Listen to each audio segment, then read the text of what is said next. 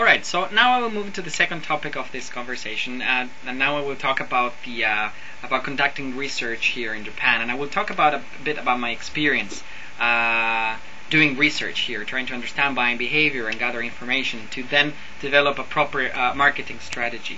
I've heard many quite funny actually cases of companies that did not conduct research at the beginning and they did not understand the consumer, and of course they eventually failed.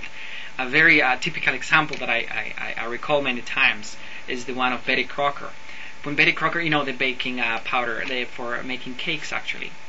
So this company actually, the first time they came to Japan, they came straight forward with their baking powder and they said, okay, let's put it in the shelves and start marketing and making publicity and advertisement. They spent millions, of course, and of course imagining like bringing a new product into the market and educating consumers, but sales were not starting, were not going up. So people, of course, obviously started wondering what's going on. We made it, we're here, why aren't we selling?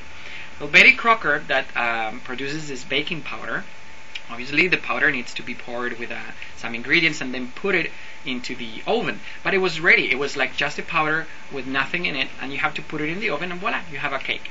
But there is a small point. Japanese houses actually, less than 10% have ovens, gas ovens.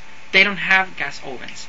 So I don't understand, but how could Betty Crocker not know this? Like, this is like you find this with a basic research, right? So they didn't find that, they didn't know that, and of course they failed to sell their products, and they made, of course, after all the investments that they did, they said, okay, now we're going to try to listen to the consumer.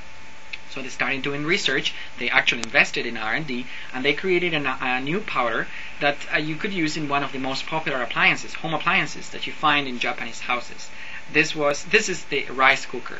The rice cooker is present in every house in Japan. It's all day filled with rice because they basically eat rice for lunch and for dinner and for breakfast even. So they started and they reallocated resources. They deployed the new products. They started the new advertising and so on. But still sales were not going up. So people were like, what did we do wrong? Well, first mistake. As I said, rice cookers are all day filled with rice. So there is no way that the family will not eat rice because now today we're going to bake a cake inside the rice cooker.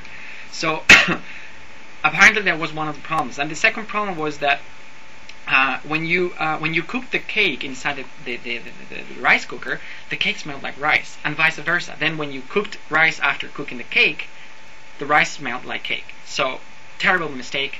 Housewives were not buying the powder, so Betty Crocker had a hard time in Japan.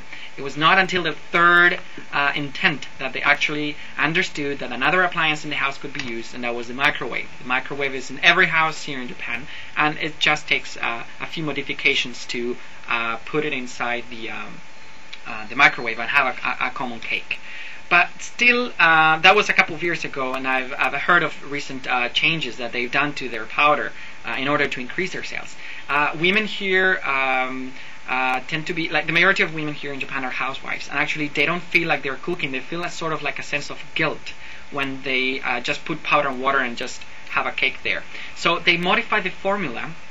Currently they modify the formula and they make the women actually maybe crack an egg and put it inside and mix it, and that looks like if they were cooking actually for their husbands, and that amazingly increased their sales. So finally they understood the client, they understood the customer, and they modify their product.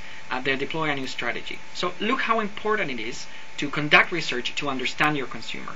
So I wanted to give an example of what I did actually in 2004. I decided to start conducting research here because of course it's obviously very important, and I said, okay, I'll focus on this market. This is going to be my target segment. It was women between 27 and 50 years old actually. So I decided to gather them and to conduct focus groups. Now conducting focus groups in Japan is quite different from conducting focus groups abroad, let me tell you. So I did some literature research, of course, and tried to understand. Well, according to Hofstadter, of course, Japan has a very high index of masculinity. It's a very masculine country. And maybe some of you will laugh, but here what the man says goes. So there is no discussion from ladies, actually, and it's not questioned. So that actually told me something very important, that indicated that I should not take an active role in the interviews, actually, or the focus groups, and I need to find a replacement. That's why a Japanese girl actually was the one that conducted the interviews. So it was very important to understand that, to get the honest truth out of the Japanese ladies and about their habits on wine consumption.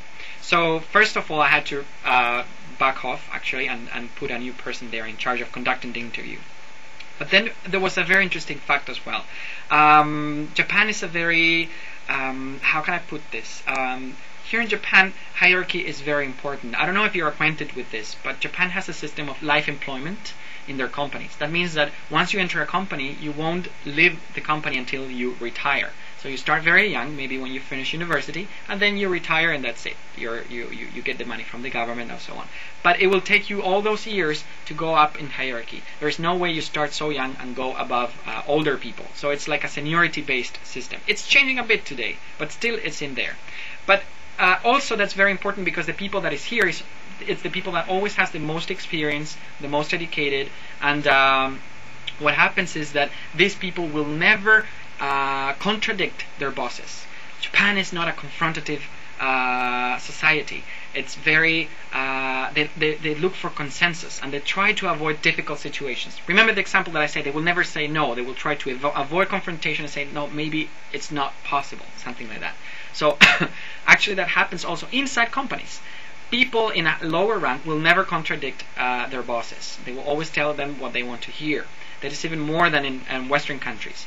But it was quite interesting because the environment where I was going to conduct the interviews and the segment that I was targeting was office workers mainly, because that was the segment that was growing. So I had to take that into consideration, and when I conducted the focus groups, I had to make sure that all of the members had at least a same rank of hierarchy.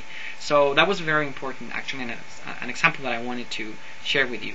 Now, all the information that I gather about the consumption habits and the prices and that kind of information helped me then develop a strategy, to suggest a marketing strategy to my clients, and that's next topic. So I will talk about it now.